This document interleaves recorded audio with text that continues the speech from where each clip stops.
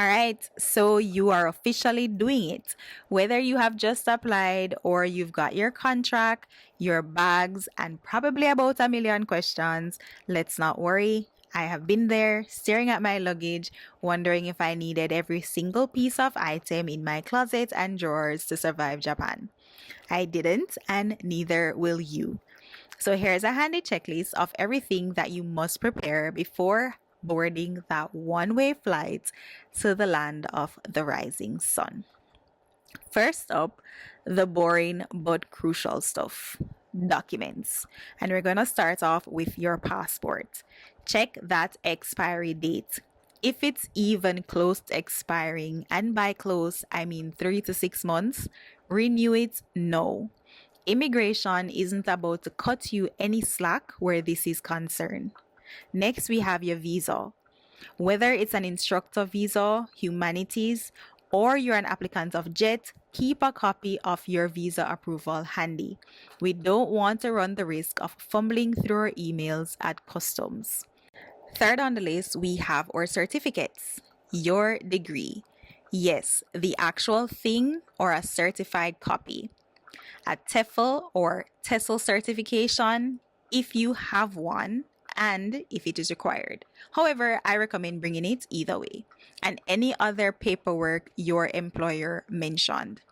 Make at least 5 copies of everything, because if there's anything I have learned in my years in Japan is that they love paperwork like our grandmothers loved crocheting. Or is it just mine? You'll thank me later though. Last but not least, your medication. Japan's pharmacies are great and all, but the language barrier can make getting prescriptions here tricky. The dosage of Japanese medicine is also lower than the ones that we are accustomed to in the Western world. So you want to ensure that you have at least 3 months supply. Also, you want to check to make sure that you are not bringing in banned substances in the country. Japan has a list of these on their website. Next, we have the fun part, packing. So here's what you want to focus on. Clothes. Japan has 4 distinctive seasons: winter, summer, spring, and fall. You want to pack for them all. Summer is going to melt your soul, and winter can be very icy. Japan's sizing is also a little bit snugged, if you know what I mean. So if you are on the more voluptuous side, you will encounter some struggles in this department. Spring and fall, these are your in-between seasons, and this is where you want to layer. Bring work clothes too. So think business casual and not your regular Netflix and chill wardrobe that you may get away with in your home country. Next, we have toiletries. You're probably wondering though, do you really need this, or why do I even need this? Doesn't Japan have shampoo and conditioner? Short answer, yes. But if you're picky about the brands that you use or you have a specific skincare need, stock up now. Especially as a black girl with naturally curly or coily hair, you don't want to risk seeing those strands straightening. And yes, this is from experience. The same goes for deodorants, because seriously, it's hard to find the strong stuff here. And by strong stuff, if you like Old Spice, if you like Axe, if you like Dove, if you like Secret, you might not be able to get it in Japan. Last but not least, we have shoes. If you have big feet, Japan might not have your size. And by big feet, I mean anything above a 9.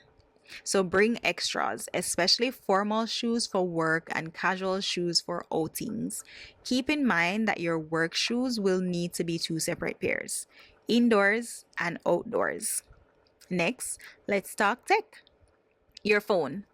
Make sure your phone is unlocked so you can pop in a Japanese SIM card. If you're from the Caribbean and you have one of those local providers like Digicel, Claro, or Flow, you might need a new phone. Just to be safe, check with the service provider in person before leaving your country. Number 2, adapters. Japan uses Type A plugs and 100 volts, so grab a few adapters if your gears are from elsewhere.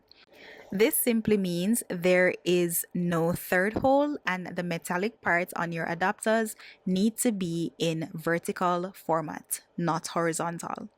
Last on the list, we have your laptop. A must have for teaching, Netflix, and of course, panicking over lesson planning at 3 a.m. Actually, I'm just kidding. If you're with Interact, chances are you will never have to plan a lesson in your life. But you want to have your laptop unless you speak anime without the subtitles because that is all you're going to get on a local TV. Last but not least, we have the big elephant in the room, money. The thing you definitely don't want to run out of. So here's what to prepare. Cash. Bring at least 200,000 yen with you to cover rent, food, and transit until your first paycheck. Japan loves cash. I tell you, they love paper. So don't solely rely on your cards. This is going to be different from the funds that you actually need to secure your apartment. So refer back to the funding and budgeting section of this module for a refresher, or you can skip back a few pages in your notepad just to ensure that we're on the right track. An international bank account. Ensure that you're able to transfer money between countries with minimal fees because trust me, you are going to need it, especially if you're someone who's coming to Japan with the intentions of sending money back home to pay bills or for family. To wrap all this up, prep your mind. Moving to Japan is an absolute adventure, but it's not all anime marathons and sushi parties. So, research local customs like how not to embarrass yourself at a konbini. Learn a few Japanese phrases that could help save your life, and I will share some of these with you in the Learning Japan section of this module. You also want to mentally prepare yourself for culture shock. So, yes, I would have shared with you some Japanese customs and their ways. However, there will come a time when you feel confused and awkward. Just embrace it, it's all part of the experience. So, there you have it, your ultimate checklist before moving to Japan. It's exciting and stressful, but once you're on that plane, you will realize it is all worth it. Now, if there are any extra details that I am able to share with you, of course, they'll be written in the description below. However, you can still reach out to me on Instagram if you do have any additional questions. So I'll see you guys in the next section. Sayonara.